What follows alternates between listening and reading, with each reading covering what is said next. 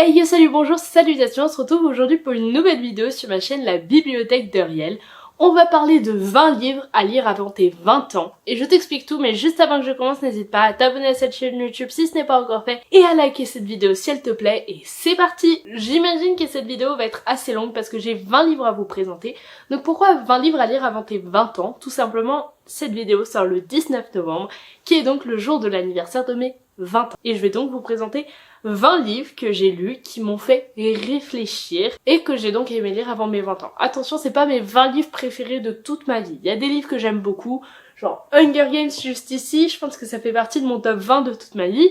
Mais ce n'est pas dans cette vidéo parce que ça m'a pas spécialement fait réfléchir. Et ce n'est pas exclusivement tous les livres parce que par exemple, beaucoup des livres qui m'ont fait réfléchir, c'est des livres sur la Seconde Guerre mondiale, mais je voulais pas en mettre trop, j'en ai mis genre 2 ou 3. Mais je voulais pas que l'entièreté de la vidéo ce soit 20 livres sur la Seconde Guerre mondiale, donc pareil, ils n'y sont pas tous. Donc en gros, j'ai fait du tri pour vous présenter 20 livres que j'ai aimé lire et que je pense vous plairont. Si vous avez moins de 20 ans. Vous pouvez bien sûr les lire après 20 ans. Il y en a que j'ai lu à genre 12 ans et il y en a que j'ai lu à genre 19 ans. Donc c'est un assez grand écart et je vais pas forcément les faire dans l'ordre, tout simplement parce que j'ai la flemme. Et pareil, je veux pas vous montrer la pile de livres. Vous allez voir 20 livres que j'ai aimé lire avant mes 20 ans.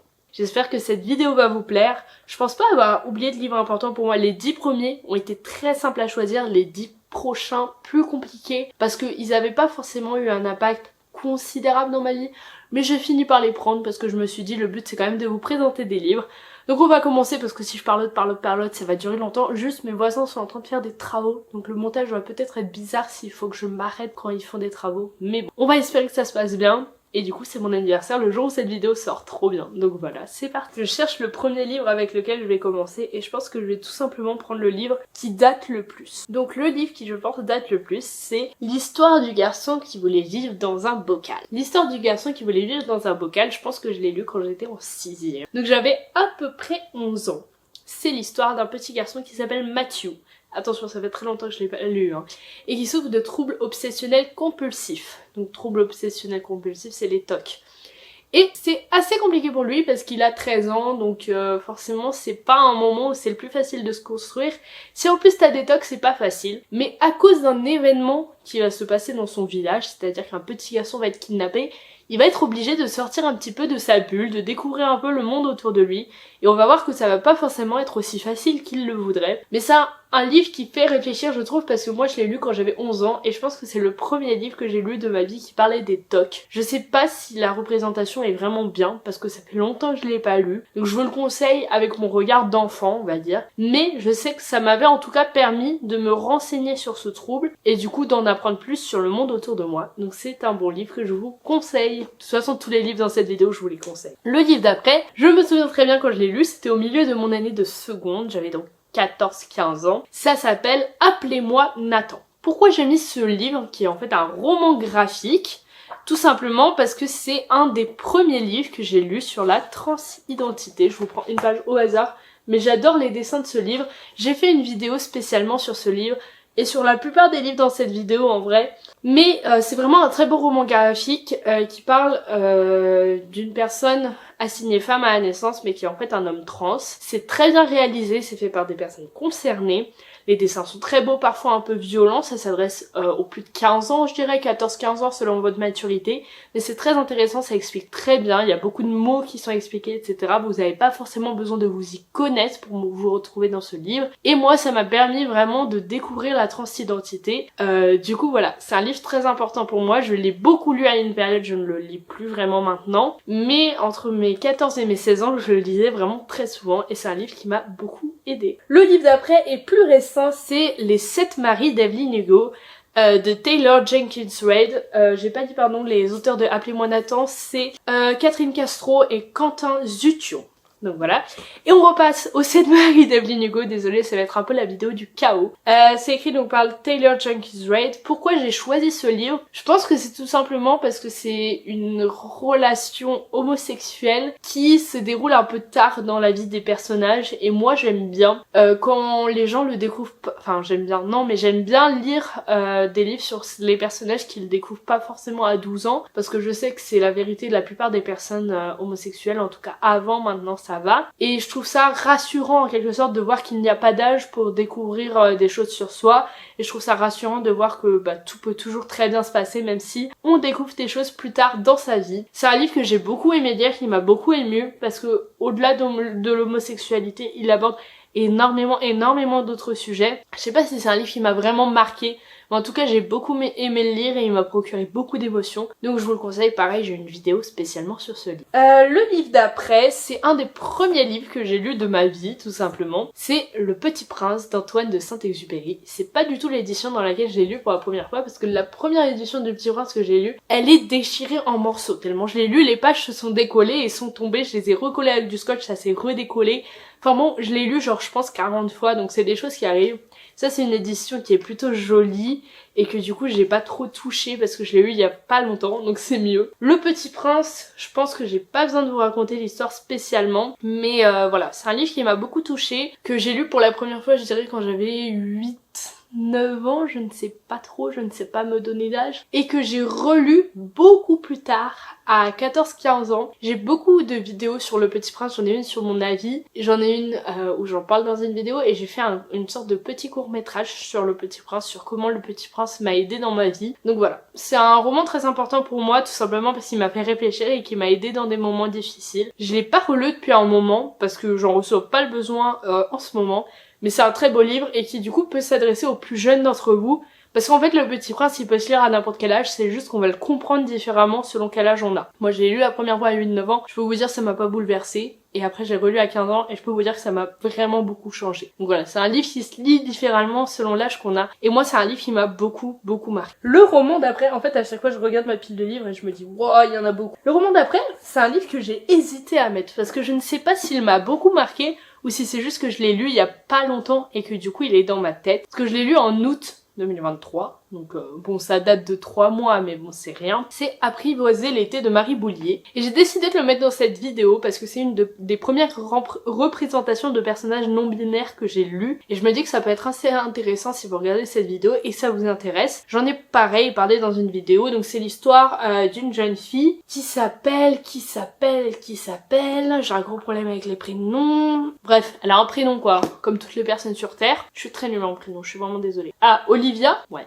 Olivia, je le savais. Hein. Elle s'appelle Olivia et elle va rencontrer une personne non binaire et elle avait jamais vu de personne non binaire avant, elle savait même pas vraiment que ça existait. Et du coup c'est un sujet qui d'un coup va l'intéresser et j'ai dit d'ailleurs dans une vidéo que ce livre il avait pour moi eu vraiment le sentiment un peu, enfin le même mood que l'été de mes 15 ans à moi. Parce que moi l'été de mes 15 ans c'est un peu l'été où vraiment je me suis liée à la communauté LGBT, etc. Et ben c'est un peu le principe de ce livre et du coup c'est un livre qui a beaucoup résonné en moi et qui je trouve très important du point de vue de la représentation. Donc voilà, c'est un roman qui, on va dire, m'a touchée, mais il a pas vraiment marqué parce que je l'ai lu un peu tard, je l'ai lu à 19 ans. Mais je pense que si je l'avais lu plus tôt, il aurait eu un impact encore plus grand. Donc je vous le conseille totalement, Apprivoiser l'été. Le roman d'après, c'est un de mes romans préférés. Je l'ai pas lu depuis longtemps, mais c'est Noé et moi de Delphine de Vigo. Noé et moi, c'est l'histoire d'une jeune fille qui s'appelle Lou, qui a 13 ans et qui est surdouée. Elle a sauté de classe, elle est en seconde et elle doit faire un exposé pour son cours de SES, sciences économiques et sociales. J'ai fait cette spé. Et elle décide d'interviewer une jeune femme SDF pour son exposé. Et la suite, vous le découvrez dans le livre. Mais c'est un roman qui m'a beaucoup touchée. Je l'ai lu, je pense, en classe de 3e à peu près, donc 13-14 ans. C'est un roman qui m'a beaucoup touchée parce que j'avais jamais vraiment entendu parler des personnes SDF de cette manière, avec ce regard. D'habitude, on fait rarement des livres de cette façon. Et c'est un livre qui m'a beaucoup touchée. Et même sur le sujet de Lou qui est surdouée, et également ça m'avait beaucoup touchée, je m'étais beaucoup reconnue dans ce personnage. Donc voilà, c'est un très beau roman que je vous conseille totalement. Peut-être un peu plus jeune que d'autres romans dont j'ai parlé, c'est un peu, voilà, c'est un roman qui peut se lire à tout âge. Mais moi j'ai bien aimé le lire quand j'étais jeune adolescente, donc voilà, je vous le conseille. Le livre d'après. Je suis désolée, cette vidéo elle est un peu précipitée, mais j'ai plein de livres dont j'ai envie de vous parler. Le livre d'après, c'est un livre dont j'ai aussi hésité de parler, parce que il m'a beaucoup émue. Mais voilà, je savais pas s'il avait sa place dans cette vidéo, mais il a été important. C'est Tout ce que dit Manon est vrai, de Manon Fargeton. Donc Tout ce que dit Manon est vrai, c'est l'histoire d'une jeune fille qui s'appelle Manon, qui a 16 ans, et qui commence à faire de la BD. et qui rencontre un éditeur avec qui elle va avoir une relation amoureuse. Sauf que Manon elle a 16 ans et cet éditeur elle a je sais pas la quarantaine quoi. Et du coup dans ce roman on découvre l'histoire de Manon et comment on la croit ou pas sur cette histoire de violence sexuelle. Et il y a une autre histoire qui s'imbrique dedans, vous verrez si vous le lisez. C'est un roman très important qui me fait penser un petit peu en écho, j'ai pas lu le livre, j'ai pas vu le film, mais Le Consentement qui est sorti au cinéma dernièrement, qui fait beaucoup parler de lui le film. Et il me semble, si je me trompe pas, c'est l'histoire d'une jeune fille de 14 ans qui sort avec un auteur de, je sais pas, la quarantaine également. J'avoue que ça m'a fait penser à ce livre, même si ça n'a rien à voir, mais le sujet m'a fait penser à ça un peu, cette autorité que l'autre a sur la personne plus jeune. Donc voilà, je pense que c'est un roman qui peut plaire et un roman qu'il faut lire pour se rendre compte de l'emprise qu'une personne plus âgée doit avoir sur nous. Et j'ai décidé aussi de mettre ce roman dans cette vidéo parce que avant 20 ans, c'est l'âge où genre quand t'as 17, 18 ans, même 16 ans, 15 ans, entre 15 et 18 ans on va dire, tu te sens jeune mais t'as envie d'être plus âgé. Et du coup, il y en a beaucoup dans cet âge-là qui se font, qui ont des hommes plus vieux qui sortent en couple avec elles et qui se sentent vraiment regardés par des hommes plus vieux. Et du coup, je trouve que c'est un roman intéressant sur ce regard-là, sur pourquoi non, une relation entre quelqu'un de 17 et de 30 ans, ça n'a rien à voir, vous n'êtes pas au même point dans votre vie, et c'est illégal d'ailleurs. Mais voilà, c'est très bien expliqué dans ce livre et je trouve que ça peut permettre à certaines personnes de faire un déclic dans leur tête. Donc voilà, c'est assez intéressant à lire. On va pas reparler d'un livre avec des violences sexuelles tout de suite, hein, je vais me calmer un peu. Le livre d'après, c'est un livre sur la Seconde Guerre mondiale que j'ai lu quand j'étais en 3e, qui s'appelle, peut-être même en 4e, s'appelle Elle s'appelait Sarah et qui a été écrit par Tatiana de Rosenay. Elle s'appelait Sarah, c'est pareil, un livre que j'ai beaucoup relu, qui m'a beaucoup touchée à une époque. Là ça fait très longtemps que je l'ai pas lu, c'est le cas de la plupart des livres, mais c'est l'histoire d'une fillette de 10 ans qui s'appelle Sarah, et en juillet 1942 toute sa famille est arrêtée au milieu de la nuit pour la rafle du Veldiv. Donc c'est une rafle qui a été organisée par les soldats français. Et en même temps que ça, on a une histoire qui se passe en 2002 où Julia, une journaliste, doit écrire un article sur la rafle du Veldiv. Et du coup on a ces deux histoires en parallèle qui, vous vous doutez, finissent par se lier. Mais c'est un roman très beau qui m'a fait découvrir beaucoup de choses sur la rafle du Veldiv que j'avais pas imaginé, sur la part qu'ont pris les Français en fait dans l'organisation de cette rafle, ce qui est assez intéressant. C'est un roman qui est assez dur à lire, qui porte beaucoup d'émotions et qui est assez, pas gore, mais je veux dire assez violent à certains moments. Donc voilà, c'est intéressant à lire, mais voilà, faut avoir le cœur bien accroché. Moi c'est un roman qui m'avait beaucoup touché, qui m'avait beaucoup fait réfléchir. Le prochain livre, c'est un recueil de poèmes qui s'appelle Milk and Honey et qui a été écrit par Rupi Kaur. Donc Rupi Kaur, elle écrit des recueils de poèmes. J'ai lu celui-là et j'ai lu aussi The Sun and the Flowers, mais j'ai beaucoup moins aimé, donc je vais vous parler de Milk and Honey qui s'appelle Lait et miel en français tout simplement. C'est un recueil de poèmes qui m'a énormément touchée parce que ça aborde beaucoup de sujets, notamment l'amour, la sexualité féminine, mais aussi les violences sexuelles. Enfin, beaucoup de sujets. C'est très bien écrit, c'est très émouvant. Après, faut accrocher. Je sais qu'il y a des gens qui accrochent pas à ce style de poème. C'est des poèmes qui sont plus ou moins longs. Là, par exemple, on a un poème qui est très long, mais il y en a, je vais vous en trouver un. Voilà. Qui sont très courts. Des fois accompagnés d'un petit dessin. Il y a des petits dessins au fil du livre. Et c'est très intéressant à lire. Ça s'adresse vraiment aux adolescentes. Enfin, vous pouvez le lire à n'importe quel âge, mais elle donne un peu des choses. Elle dit un peu des choses qu'elle aurait aimé savoir à cet âge-là. Donc c'est assez intéressant à lire quand on est adolescente ou jeune adulte. Personnellement, c'est un livre qui m'a beaucoup touchée, certains poèmes plus que d'autres forcément. La première partie m'a énormément touchée qui s'appelle The Hurting, mais tout le livre en général est intéressant et en plus je trouve que ça peut faire une entrée dans la poésie qui est assez intéressante, qui est différente de ce qu'on lit à l'école on va dire. Le roman d'après, mais c'est impossible, j'ai l'impression que j'en ai pris beaucoup plus que 20. Le roman d'après, voilà, j'ai aussi hésité à le prendre, mais c'est Histoire de la violence de Édouard Louis. La raison pour laquelle j'ai mis ce livre avec les autres, c'est que ça raconte, c'est un homme qui raconte un viol. Et je me suis rendu compte que j'avais aucun, si j'en ai un autre, mais j'avais peu de livres sur des hommes qui parlaient de violences sexuelles, donc j'ai décidé de mettre celui-ci, parce que c'est bien sûr un sujet important. Je sais qu'il y a beaucoup moins d'hommes qui regardent mes vidéos, mais c'est quand même un sujet très important. Histoire de la violence, c'est l'histoire d'un jeune homme qui rentre chez lui et qui se fait violer, et qui après raconte son histoire, raconte comment il essaye de se réparer, et raconte cette nuit-là. Donc c'est assez cru, il raconte vraiment les choses. Il faut avoir, voilà, encore une fois le cœur bien accroché, il faut être prêt à lire ça. Bien sûr c'est écrit derrière, hein. Enfin je veux dire c'est pas caché qui se fait violer, donc voilà, si vous lisez le résumé normalement vous savez ce que ça allait aborder, vous savez si vous êtes prêt ou non à le lire. Je trouve que c'est un livre intéressant et voilà, je l'ai mis ici pour la bonne raison que c'est rare de voir des hommes raconter ça. Et je trouve que donc c'est très intéressant, surtout qu'on a le regard de sa famille, parce que c'est un jeune homme homosexuel et du coup on a un peu tout ce truc de c'est un homme, t'es un homme, est-ce que c'est pas normal? Et non, c'est pas normal. Mais il y a tout ce regard des autres en mode il a un peu demandé, enfin voilà, des choses comme ça, et c'est très intéressant à lire. Le livre d'après, c'est Le ciel est partout de John D. Nelson. Je l'ai mis parce que j'ai pas beaucoup de livres qui abordent le deuil. Et Le ciel est partout, c'est un très beau livre sur le deuil. C'est l'histoire de Lenny qui perd sa grande sœur. Assez subitement, c'est totalement inattendu. Et tout le roman raconte comment elle essaye de survivre, d'avancer après ce décès. Et ce que j'ai beaucoup aimé dans ce livre, c'est qu'au début de chaque chapitre, vous aviez un poème. Et vraiment les poèmes, ils étaient waouh. C'est un peu le truc que j'ai préféré dans le livre. Genre j'adorais les chapitres, mais à chaque fois je me disais j'ai hâte d'arriver au chapitre d'après pour lire le poème. Et c'est vrai que c'est un très beau livre sur le deuil. Et notamment le deuil inattendu, c'est pas genre quelqu'un qui perd son arrière-grand-père, c'est quelqu'un qui perd sa sœur. Donc c'est une personne très proche et c'est une personne qu'on ne s'attend pas à ce qu'elle meure. Elle avait pas une maladie connue, elle avait rien de spécial et on s'attend pas à ce qu'elle meure et pourtant elle meurt.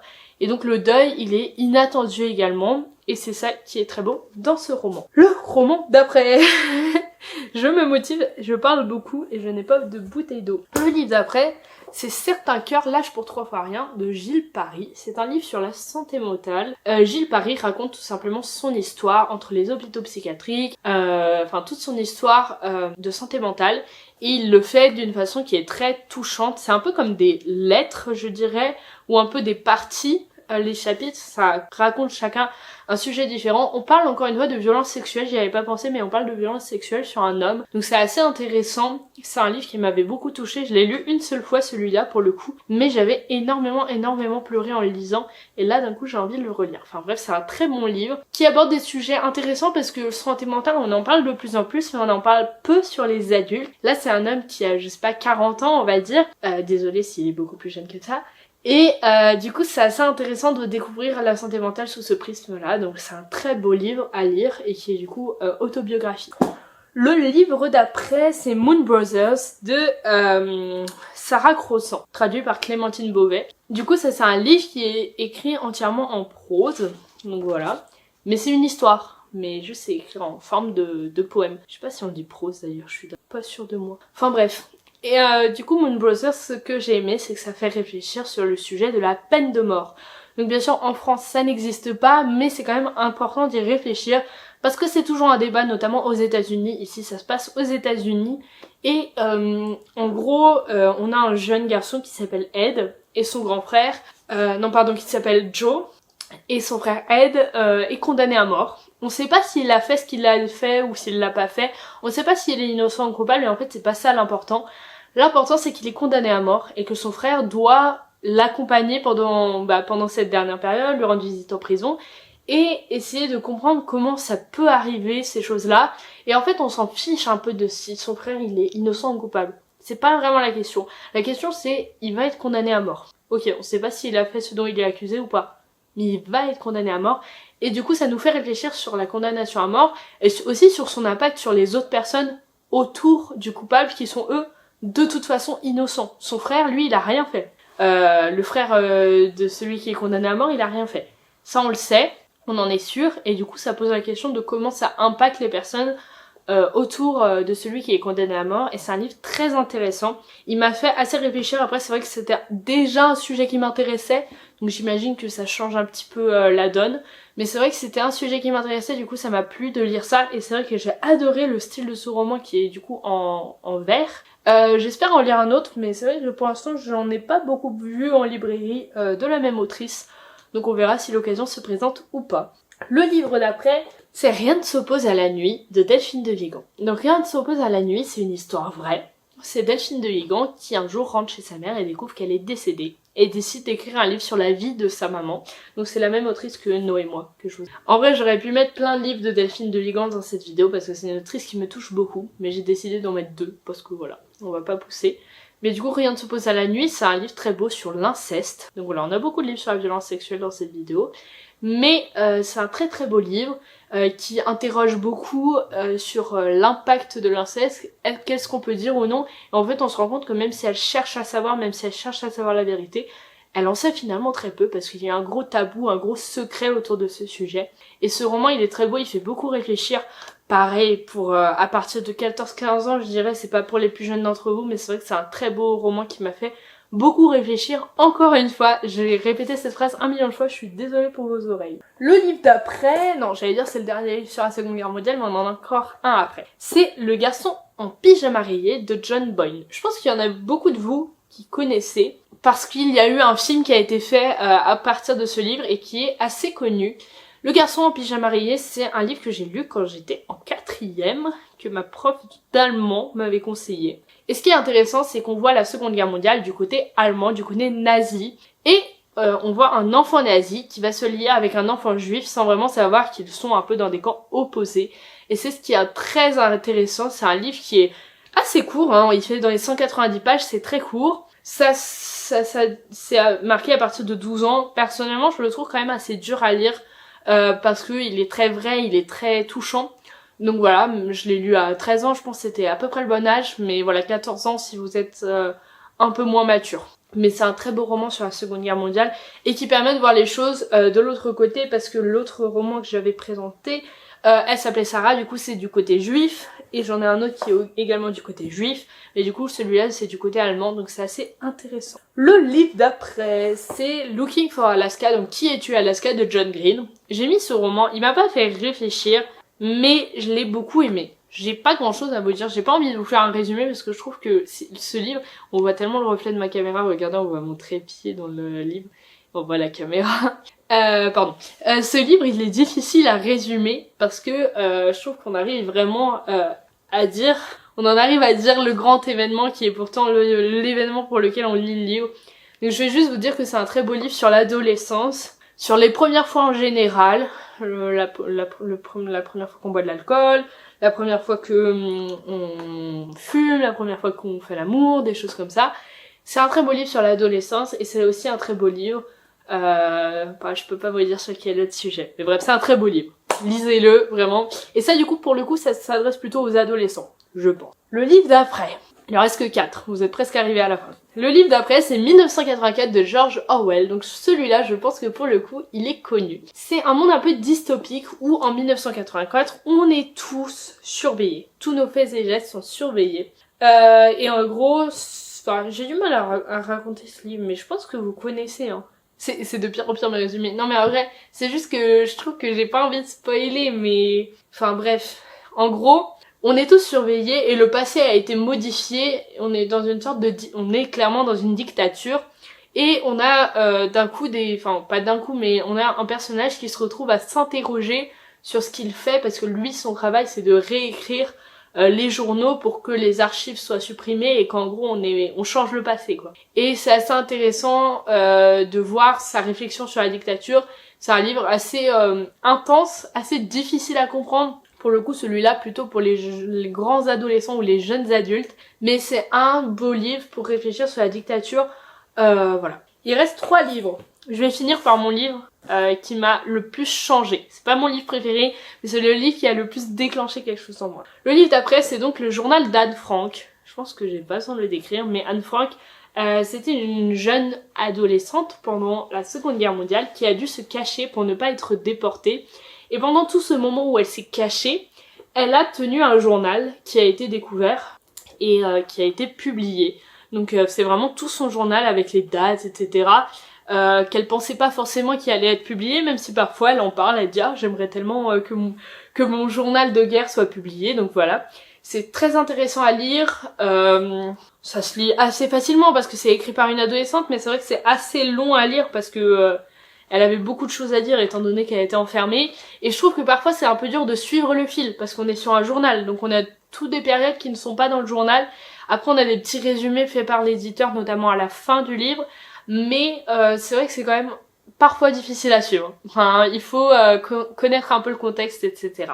L'avant-dernier livre, c'est un livre qui s'appelle Mon père de Grégoire Delacour. Donc pourquoi j'ai mis ce livre? Parce que ça parle des abus sexuels dans l'église sur un petit garçon. Donc je trouve ça très intéressant. C'est le point de vue d'un père qui apprend que son enfant, son petit garçon, a été agressé sexuellement par un prêtre et qui réagit. On va voir comment il réagit, quelles sont ses pensées, qu'est-ce qu'il pense à ce moment-là, qu'est-ce qu'il ressent. C'est très intéressant, c'est très court également, ça fait dans les 150 pages, mais c'est un roman qui est très poignant et très beau à lire. Donc voilà, c'est un très beau roman sur ce sujet. Et voilà, pareil, je l'ai mis parce que j'ai beaucoup de livres sur les violences sexuelles, mais encore une fois, il y en a peu sur les garçons. Donc voilà, surtout là, dans le cadre de l'église, c'est assez rare à lire quand même. Et le dernier roman, c'est celui que j'ai lu en première année d'université, qui s'appelle The Catcher in the Rye, L'Attrape-Cœur, par Salinger. L'Attrape-Cœur, c'est l'histoire d'un adolescent qui est renvoyé de son lycée, mais qui a peur de rentrer chez lui parce qu'il a fait une bêtise, et qui du coup erre dans les rues de New York. Ouais, je suis un peu nulle en ville, mais voilà. Et ce qui est intéressant, c'est de découvrir son état mental, parce qu'il est assez perturbé comme garçon, et on va découvrir beaucoup de choses sur lui, donc c'est assez intéressant à lire. C'est très bien écrit, je l'ai lu en anglais et en français, parce que j'avais envie de voir la traduction. La traduction est vraiment bonne, je peux vous le conseiller en français, parce que le style anglais est pas forcément le plus facile à lire. C'est un livre qui m'a beaucoup touchée, tout simplement parce qu'il y a une phrase qui a fait un déclic en moi. C'est dur à expliquer, mais voilà. Il y a une phrase en gros qui m'a beaucoup touchée. Après voilà, clairement il aura pas le même impact pour tout le monde, parce que moi, voilà, c'était un moment précis de ma vie, etc. Mais ça reste un très beau roman, même si vous avez pas le déclic de votre vie, bah voilà. Du coup voilà, c'était mes 20 livres à lire. Mes 20 livres à lire avant 20 ans, je suis toujours pas sûre qu'il y en avait 20. J'ai l'impression qu'il y en avait genre 22. 1, 9, 10. 19. Bon, en gros, entre 19 et 21 livres, je dirais. 19 10. Ah, 20. C'est bon, j'ai trouvé le 20e. Donc il y avait bien 20 livres. J'espère que ces recommandations vous plairont. Donc comme je l'ai dit, c'est pas mes livres préférés. C'est des livres qui m'ont fait réfléchir, qui m'ont touché, qui m'ont fait ressentir des choses. Mais c'est pas mes livres préférés. Genre, j'ai plein de livres, genre ici, Anne de Green Gables, ça m'a beaucoup touché, j'ai adoré le lire. Mais ça va pas changer ma vie, quoi. Donc voilà. C'était mes 20 recommandations. J'espère que ça vous a plu. Vous, est-ce que vous avez des livres qui ont vraiment changé votre façon de voir le monde, qui ont changé votre vie? Si oui, n'hésitez pas à les recommander dans l'espace commentaire, c'est fait pour ça. Et n'hésitez pas aussi à mettre un petit like et à vous abonner à ma chaîne YouTube. Et voilà.